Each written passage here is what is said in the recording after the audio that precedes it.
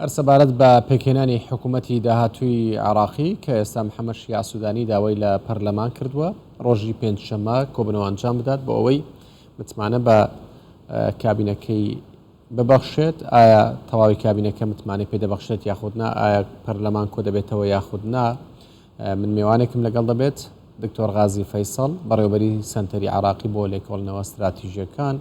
کە لە عەمانی پایتەختی ئوردنەوە لە ڕێگەی سکایپەوە لەگەڵمان دەبێت و گفتوگۆی لەگەڵ دەکەم. دکتۆر ئەم کاتتان باش. پێشبینی دەکەن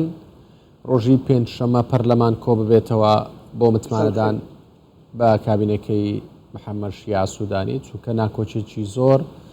لە نێوان شیعەکان هەیە، تەنانەت لە نێوان سوننەکان هەیە بۆ وەرگرتنی پۆستە وەزاریەکان.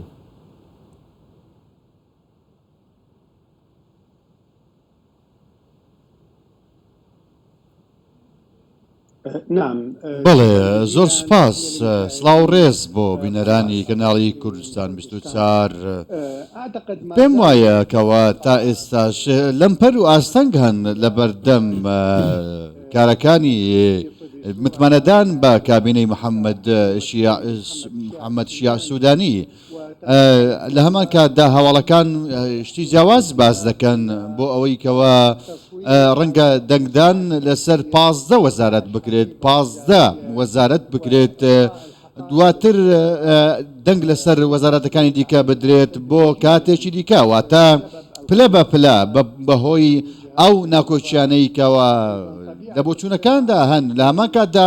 سروشتی ململانەکان لە نێوان لایەنە سیاسەکان و پارتەکان و کەسایەتیەکاندا لە نێو چوارچێوەی هەماهەنگی بێت لەسەر پۆستەکان، لەسەر پۆستە گرنگەکان یا لەسەر وەزارەتەکان، وەزارەتە گرنگە سیادیەکان. لە هەمان کاتدا ئەمە ناکۆچی با بڵێن هەر هەیە لە نێوان لایەنەکانی دیکەش و هاوپەیمانەتیەکانی دیکەش، کەواتە بابەتی پێکهێنانی حکوومەت بەت و وێنەگەشتەکەیەوە تا ئێستا یەکلار نەبووتەوە. ئایا ئەم ساتە وەکو چۆن ئاماژە پێدەکرێت، وەکو چۆن لە راپۆرتەکاندا هاتووە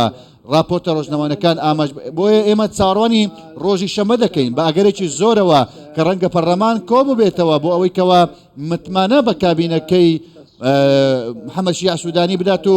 سیڤیەکان تاوتێ بکات بۆ 15 وەزارەت. بەڵێ پێتان وایە ئەوەی کە چوارچەوەی هەماهەنگی دەڵێت، دەڵێن کە سەرپشک کراوە محەممەد شیع سوودانی خۆی کاندیدەکان هەڵبژێرێت بە گوێرەی توانایی کاندیدەکان. پێتان وایە سەرپشک کرابێ یان حزب و لایەنە سیاسیەکان کاندیدەکانی خۆیان بەسەر ئەودا فەرز دەکەن؟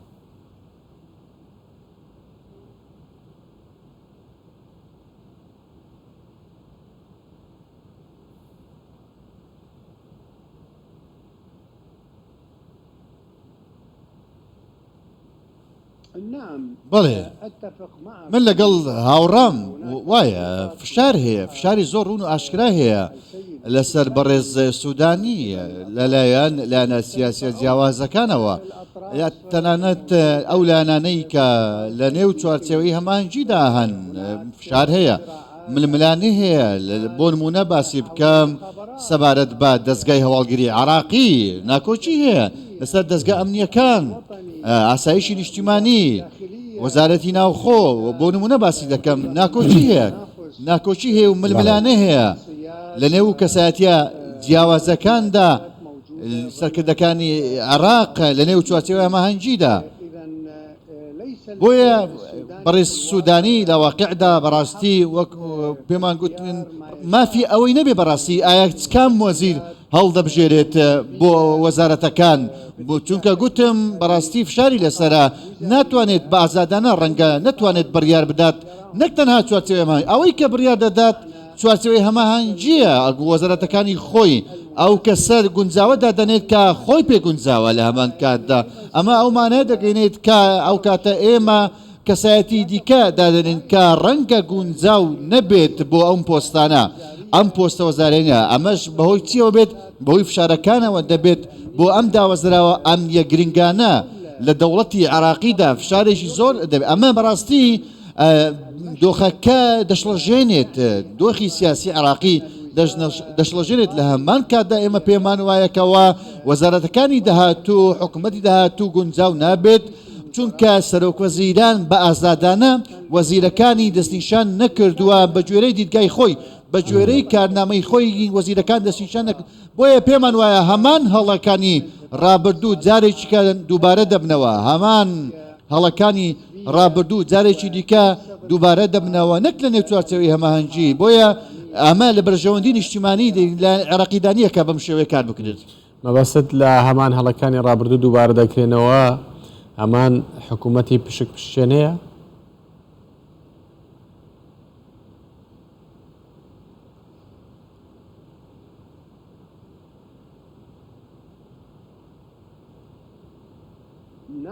بەڵێ بەڵێ بێگومان بە دڵنیاییەوە پێمان وایە سروشتی باڵێوکردنەکان بابەتی خاڵەکان دابەشکردنی دەستکەوتەکان و پۆستەکان بە گوێرەی کورسیەکانە تەنانەت بەشداریکردنی هەمووان لە حکوومەتدا ئەمە پشکپشکێنەی مەزهەبیە پشکپشکێنەی حەزبیە لەسەر پۆستەکاندا لە هەمان کاتدا پۆستە گرنگەکانیش پێمان وایە لە دەوڵەتی عراقیدا جەق لەسەر ئەوە دەکاتەوە کەوا ئەم ڕێبازی پشکپشکێنەی مەزهەبی لە عێراقدا تا ئێستا بەردەوامە ئەم بابەتی پشکپشکێنە درێژایی دەبێت هەژمون لەسەر وەزارەتەکاندا هەمویان بە گوێرەی بەرژەوەندی حزبەکان بە حزبی خۆیان کار دەکەن ئەمە بەردەوام دەبە حزبی ئەم بێ یاخود حزبی بە تایبەت حزبە شیعیەکان کەوە کۆنتڕۆڵی پێگەی پۆستی گرنجیان لە عێراق کردووە لە دامەزراوەکانی عێراقدا بە گوێرەی پۆستەکان ژمارەی کورسەکانی خۆیان لە پەرلەمانی عێراقیدا کەواتە سیستەمی پشکپشکێنە ڕێبازی پشکپشکێنەی مەزەمی لە عێراقدا بەردەوامە بەڕاستی ئەمەش چی دەگەێنێت ئەمەش ئەوە دەگەێنێت کە پەردەپۆشکردنی بابەتەکانی دیکە لە نێو حزب پەردەپۆشکردنی گەندەڵی لە قۆناغی داهاتوو بەردەوام دەبێت فەسادی گەندەڵی سیاسی گەندەڵی ئیداری لە داهاتوودا بەردەوام دەبێت ئەم کێشانی کە گەلی عێراق هەیەتی جارێکی دیکە بەردەوام دەبێت مەسەلەی هەژاری مەسەلەی بێکاری مەسەلەی برسێتی مەسەلەی شارە هەرامەچیەکان قەرزەکان نەبوونی گەشەپێدان لە عێراقدا ئێستا گەشەپێدان نییە بەڕاستی پیشەسازی نییە لە عێراقدا کارگەکان هەموو پەشیان کەوتووە لە ساڵی 2023ەوە هیچ کارگەیەک نەماوە بەڕاستی سیستەمی کشتتوکاری لە عێراقدا داڕوخاوە هەموو ئەمانە کێشەن وشکە ساڵی پیسبوون تا کۆتایی ئەمان هەموو کێشەن بەردەوامن ئەگەر بێت و ڕۆژی پێنجشەممە متمانە بە وەزیرەکاندرا و کابینەکە دەستی بەکارەکانی خۆی کرد دواتر پێتان وایە ئەم حکوومەتە چۆن دەبێت حکوومەتێکی سەرکەوتووە بێت یاخود نا بەتایبەت کە با بڵێن ڕەوتی سەدەڕی بەشدار نییە لەم حکوومەتەیە ئایا ئەوان کاریگەریان دەبێت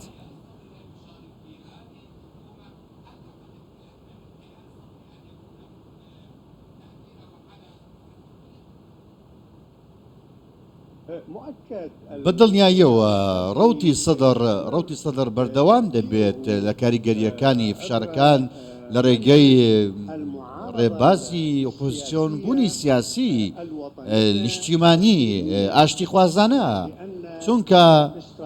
ستراتیژیەتی ڕەوتی سەدری نزیک دەبێتەوە لە ستراتیژیەتی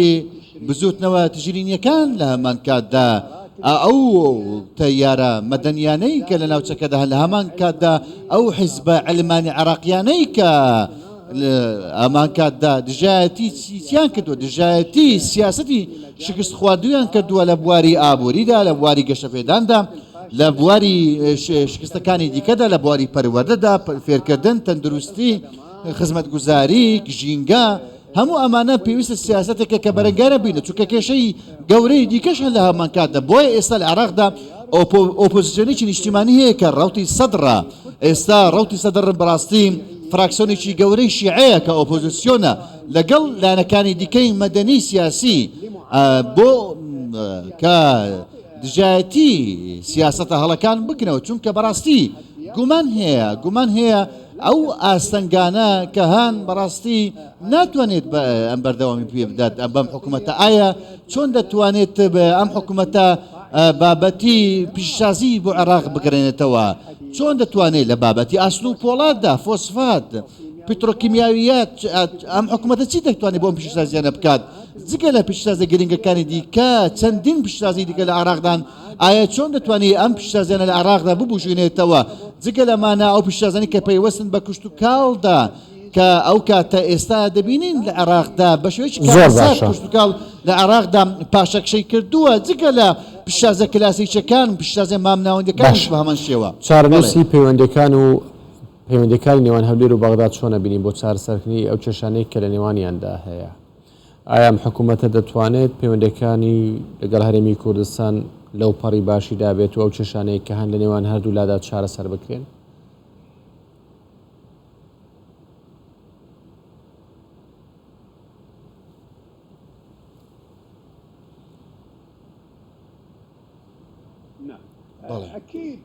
بە دڵنیاییەوە گومان هەیە ئەوەی کە هەرێمی کوردستان پێشنیازی دەکات لۆژیشیە بەڕێز سەرۆک بارزانی سەرکردەکانی دیکەی حزبە کوردیەکان ئەوان پێشنیازی گرنگ دەکەن گەڕانەوە بەرەو دەستور جێبەجێکردنی دەستور بە تایبەت مادەی 140 دەستور سەبارەت بە کەرکووک لە هەمان کاتدا گەڕانەوە بۆ دەرکردنی یاسای نەوت و گاز حکوومەت هەرێمی کوردستان داوای دەکات بابەتی سفرکردنەوەی کێشەکان لە هەمان کاتدا پێداچوونەوە بە مافانەتەوەیەکانی کورد وەکو مافێکی دەستوری و مرۆیی لە هەمان کاتدا بکە بەشێکە لە پرسە و گرنجەکان کە گەلی عێراقی تێکۆشانی بۆ کردووە نەک ئێمە ئەو تیۆرێکی شۆڤێنی بۆ ئەم بابەتە دژمنکاریانە سەیری داواکارەکانی هەرێمی کوردستان بکەین چونکە بەداخەوە ئەم هەندێک لایەنی سیاسی هەندێک ڕێکخراوی ڕادیکالی تونڕە و ئەم بابەتە هەیە بە شێوەیەکی شۆڤێنی سەیری هەرێمی کوردستان دەکەن سەیری سیاسەتی و سەرکەوتنی هەرێمی کوردستان دەکەن و مافەکانی هەرێمی کوردستان دەکەن لە دەستوردا بەڕاستی دژایەتی دەکرێت ئەمە دژایەتێکی نیشتیمانی نییە نژایەتێکی دەستوری نییە بەڵکو دژایەتێکی سیاسی شۆڤێن نییە لە هەمان کاتدا لە هەمان کاتدا لەگەڵ بۆچوونەکانی ئێران دێتەوە کە ڕەتی دەکاتەوە حکوومەت هەرێمی کوردستانێکی بەهێز هەبێت کە بتوانێت پێشبەسوونی بەردەوام بدات بە ئەم هەرێمە کە هەمیشە لە پێشکەوتندایە پەرە بە کەتەکانی دیکەش دەدات بەڵێ سوپاس بۆ دکتۆر غازی فەیسەڵ بەڕێوەبەری سنتەری عێراقی بۆ لێکۆڵینەوە استراتیژیەکان کە لە عەمانی پایتەختی ئوردنەوە لەگەڵمان بووی زۆر سوپاس